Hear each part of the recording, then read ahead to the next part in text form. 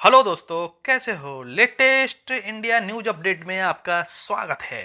आशा करता हूँ आप सब सेहतमंद, खुश और मस्त होंगे। आज के मुख्य समाचार में देश भर की तमाम खबरों पे नजर डालते हैं।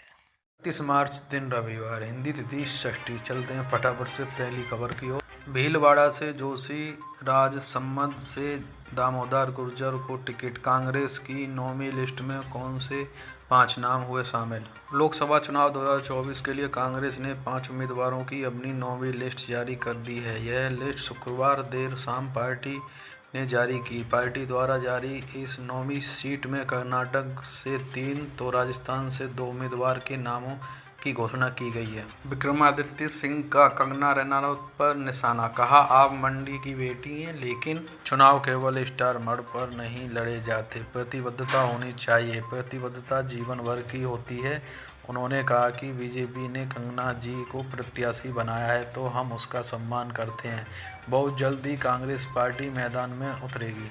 अब नीतीश कुमार के साथ चिराग पासवान की पार्टी का फाइनल जवाब, भाजपा ने भी कर दिया सब कुछ साफ। 2020 में हुआ विधानसभा चुनाव में जिस तरह लोजपा नेता चिराग पासवान द्वारा नरेंद्र मोदी का हनुमान बनाकर खेल किया गया था और नीतीश कुमार की पार्टी जेडीयू तीसरे नंबर पर आ गई थी, क्या इस लोकसभा चुनाव में वही खेला होगा? इस प्रश्न का जवाब रामविलास के प्रदेश अध्यक्ष डॉक्टर प्रकाश चंद्र ने कहा कि ऐसा कुछ नहीं होने वाला है। पार्टी एकजुट है, एनडीए के साथ है और चिराग पासवान की एक विशेषता है कि वह जिसके साथ होते हैं खुल कर रहते हैं, इसलिए किसी तरह की कोई आशंका खेल होने जैसी नहीं है।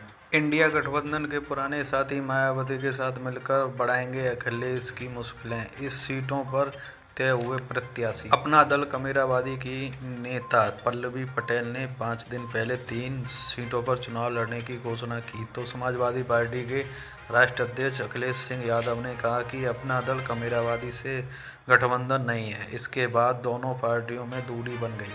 महाराष्ट्र में इंडिया गठबंधन के बीच टेंशन, उद्धव गुट की एक तरफा उम्मीदवारों की घोषणा के बाद कांग्रेस भिड़ंत को तैयार। प्रदेश कांग्रेस के वरिष्ठ नेता मोहम्मद आरिफ नसीम खान का कहना है कि शिवसेना द्वारा उम्मीदवारों की एक तरफा घोषणा से कांग्रेस कार्यकर्ताओं में गुस्सा है। हमने शुक्रवार को बैठक कर फैसला किया है कि हम अपने केंद्रीय नेतृत्व से राज्य की कुछ सीटों पर मंत्री भिड़ंत करने की अनुमति मांगेंगे। ये सीट सांगली, भिवंडी, मुंबई दक्षिण मध्य एवं मुंबई उत्तर पश्चिम में अलावा कुछ और हो सकती है। मुख्तार अंसारी, भाजपा का यह नेता नहीं होता तो मुख्तार अंसारी नहीं होता। इसकी हत्या के लिए AK-47 से चलाई थी 400 राउंड से ज़्यादा गोलियां। मुख्तार अंसारी न केवल अपराधी था बल्कि वह गाजीपुर मऊ की राजनीति में भी मजबूत पकड़ रखता था। उसकी भाजपा नेता कृष्ण नंद राय से अदावत थी। उसके धोखे से कृष्ण नंद समेत 7 लोगों की गाजीपुर के गौडुर में हत्या करा दी। कृष्ण नंद रहे होते तो मुख्तार ना तो राजनीति में आगे बढ़ पाता, ना ही जुर्म की दुनिया में। सरकार की तरफ से आम आदमी पार्टी के एक और मंत्री को ईडी का नोटिस। दिल्ली शराब घोटाले मामले में मंत्री कैलाश गहलोत तलब। ईडी ने कैलाश गहलोत को शराब नीति घोटाले में पूछताछ के लिए नोटिस दिया है और आज पूछताछ के लिए बुलाया है। खबर है कि कैलाश गहलोत ईडी ऑफिस पहुंच गए हैं। इस मामले में आम आदमी पार्टी के चौथे नेता को ईडी ने तलब किया है। विजेंद्र सिंह के बाद पिता वीरेंद्र सिंह कांग्रेस में करेंगे ज्वाइनिंग।